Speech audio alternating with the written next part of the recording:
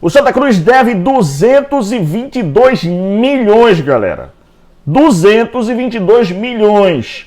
Pois é, esse é o déficit do Santa Cruz. 97% dos conselheiros não aprovaram as contas de 2021, da gestão do ProSanta, do Joaquim Bezerra.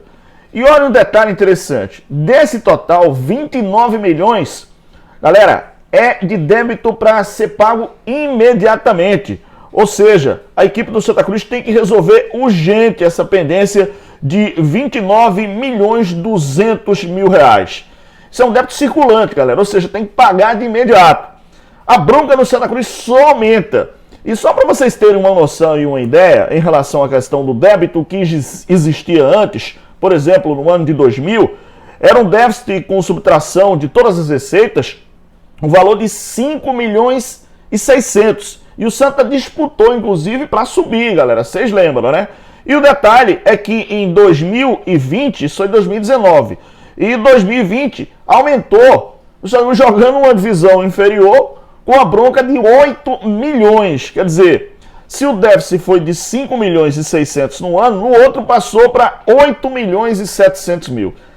Total, 222 milhões é o déficit do Santa Cruz. É muita grana, é muita bronca, meu amigo.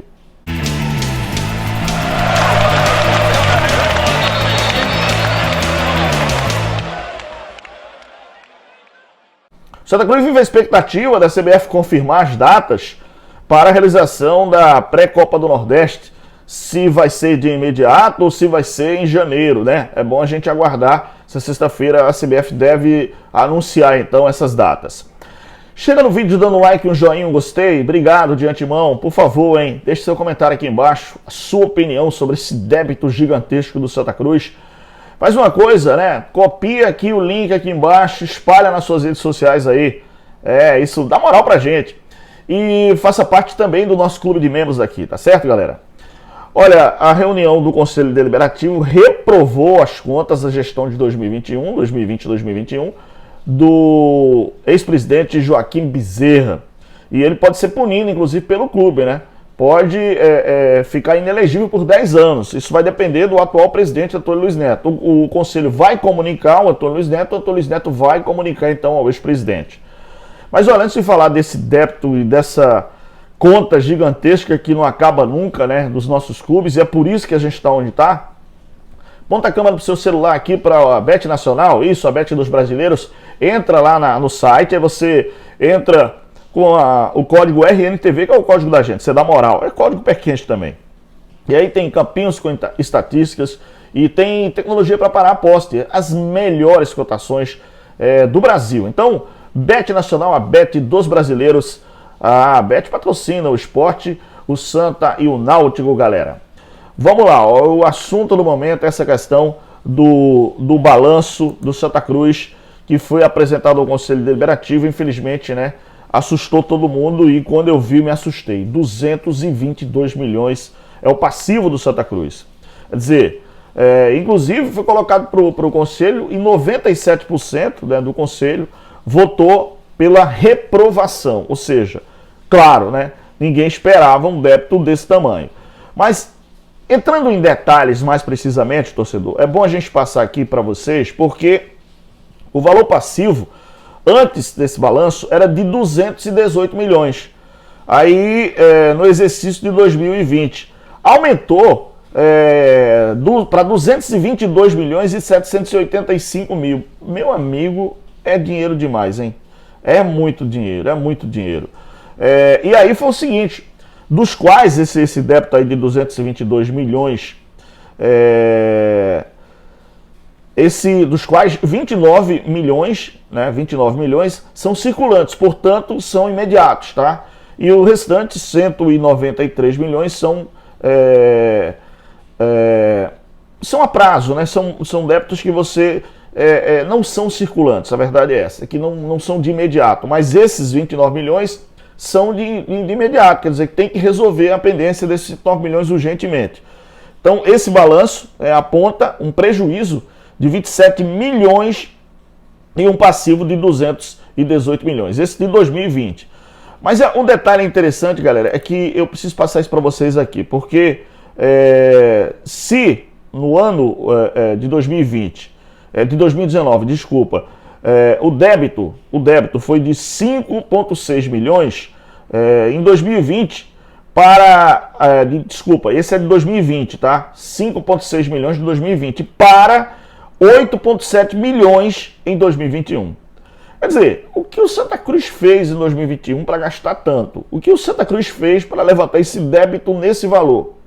Realmente é uma coisa que a gente não procura explicação e não acha. Quer dizer, gestões que não são transparentes, o torcedor não tem conhecimento de onde foi, o que foi gasto com isso. Não, foi isso, foi aquilo, não. Eu acho que a participação e o portal da transparência, que deveria ser obrigatório em todos os órgãos, tanto os órgãos públicos como clubes que têm a participação de sócios, efetivamente, de pessoas que precisam ter acesso a isso aí.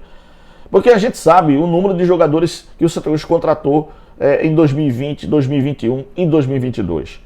Mas 2021 o Santa Cruz bateu o recorde. Eu acho que, se eu não me engano, o Santa Cruz passou de 60 jogadores contratados. Teve jogador que eu não sei como o Santa Cruz contratou, foi buscar no fim do mundo, jogador que num país que não existia, Bulgária os caras foram buscar, jogador, não sei como é que os caras descobrem isso. Porque se você, torcedor que sabe, entende e gosta de futebol, você quer um jogador bom, você pode buscar aqui na região, você pode buscar no interior de São Paulo, você pode buscar no sul do país, mas se buscar um jogador fora do país, na Bulgária, tem alguma coisa estranha. Eu fico pensando assim, cara, como é que os caras descobrem isso? Tem que ter esquema, sinceridade. Não tenho como provar, nem vou afirmar, nem dizer isso com relação a ninguém, porque eu não tenho prova. Mas que a gente fica pensando aqui, ó, como é que foi feito isso, realmente da gente estranhar. E aí a gente encontra um principal ponto, torcedor. Onde é que o Santa Cruz está? O Santa Cruz está numa 4ª divisão. O Santa Cruz está nessa situação de penúria por conta disso aí. Por conta dessas gestões que é débito e mais débito. Imagina alguém que chega agora no Santa Cruz para começar a trabalhar. Aí o cara assume, aí lá vem bronca. Tem que pagar imediato 29 milhões. 29 milhões tem que ser pago de imediato. Isso é um débito circulante, galera. Então, é isso que o Santa Cruz faz. E é por isso que todo mundo diz, fulano de tal entrou e levou um bocado do Santa Cruz. Fulano de tal entrou. É por conta disso. Porque não há transparência. Eu acho que alguém que assumisse o Santa Cruz agora, o próprio Antônio Neto, tem que, a partir de hoje, dizer o seguinte, ó, tá entrando 2 milhões no clube. Esses 2 milhões eu vou pagar isso, eu pagar isso, eu pagar isso, eu pagar aquilo. Pronto. Não sobrou nada. Ou então, tá entrando 5 milhões da venda de não sei quem. Tá fazendo isso, vamos pagar isso, isso e isso. Ou vamos investir isso, isso e isso. Mas não. Apresentar esse balanço aí, não vai dar em nada. Ninguém vai preso, ninguém sabe o que é que aconteceu. E aqui eu não culpo só o gestor, o presidente do clube, não. São diretores que o presidente às vezes nem toma conhecimento. São ações que são negociadas que às vezes o presidente nem toma conhecimento. É uma gestão, a gestão como um todo. Então essa gestão, inclusive, torcedor, sendo bem sincero, eu já vi casos do futebol que a gente estranhava. Por exemplo, tem uma história de um débito aí, eu não vou dizer obviamente quem foi, porque eu também não tenho prova, mas o cara foi assinar o contrato e o cara pediu, por exemplo, eu quero ganhar 60 mil reais de salário. Ok, tudo bem, a gente vai pagar 60 mil. Aí o cara foi assinar a promissória e tal, para receber. Espera aí, pô, eu acertei com vocês 60, aqui tem 80. Não, porque você assina que a gente já resolve tudo aí. Caramba, o jogador, inclusive, chegou a falar na imprensa. Mas como eu não tenho prova aqui, eu não vou dizer. Mas foi um jogador que foi acertar com o clube aqui e acertou 60 e quando foi assinar, o acordo lá estava 80. E o cara disse, isso eu não assino não. Chamou o advogado e disse que não assinava. Quer dizer, outros jogadores, às vezes, para receber o dinheiro dele, vai, não, tudo bem, então beleza, tá. Eu estou recebendo o meu? Tô, então tudo bem, tá, eu assino o que vocês quiserem aí. Então tem essa história. E isso acontece nos clubes de futebol e estoura quando não existe uma gestão transparente, quando não existe uma gestão séria, quando não existe uma responsabilidade fiscal. E aí, cobrança zero, né? Patrimônio da pessoa zero também, não vai, obviamente, para isso aí. E onde estoura? Estoura no clube, naquele apaixonado que ama o seu clube, que às vezes deixa de comprar até o leite, o pão de casa para ir para um jogo, para torcer. Isso é lamentável, realmente. A gente fica triste com isso que está acontecendo no nosso futebol. E aí é uma das explicações para a gente estar realmente nesse marasmo, estar nessa descida, estar nessa penúria, estar realmente nessa situação lamentável do nosso futebol cada vez mais caindo pelas tabelas. É triste, mas é uma realidade e é uma verdade, infelizmente. Galera, não esquece aqui o like e o joinha, hein? Já está inscrito no canal, obrigado. Se não está inscrito, se inscreve, fala para todo mundo, youtube.com/Roberto Nascimento TV. Fica na paz de Deus, grande abraço, obrigado.